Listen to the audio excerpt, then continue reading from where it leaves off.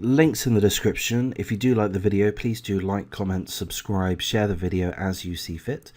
I'm not going to go through the full article. I'm just going to cherry pick parts of it, and I'll give you a rough overview of the nature of what is discussed within the article. We'll start off with the headline: How JonBenet Ramsey murder mystery could be solved in a matter of hours thanks to DNA. Okay, so the article essentially is, well, the reason for the article is that it's 25 years since JonBenet was found dead in a gruesome scene in 1996, December the 26th, and that occurred in her parents' Boulder, Colorado home, and the killer has never been brought to justice. Now, the article discusses the CEOs of two companies, technology companies, both of which deal with genetic genealogy, and both of which have had a number of successes with cold cases. One of the cases that is mentioned involves the Golden State Killer, where in April 2018 they were able to identify Joseph DeAngelo as being the Golden State Killer. He ultimately pleaded guilty to killing 13 people and committing dozens of rapes across California between 1973 and 1986.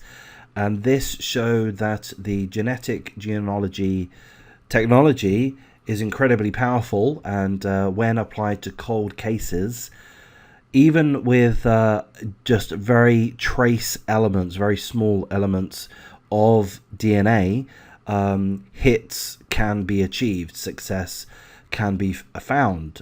So this can be applied to a number of cold cases to get results.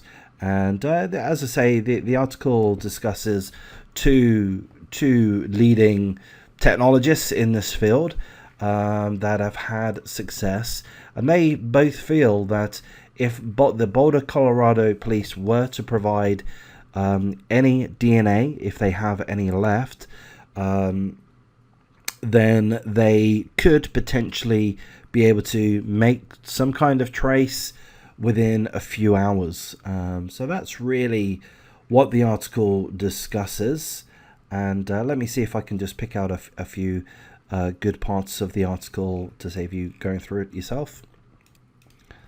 So here's a quote from the CEO of a company called Othram, one of these technologists. He says, the smallest, most minute sample of DNA might be enough. The first, all of our work is done in-house.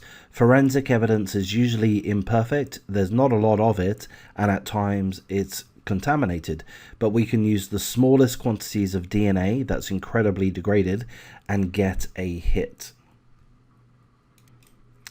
So at this point, the Boulder, Colorado police have not contacted these technology companies and provided them with any DNA.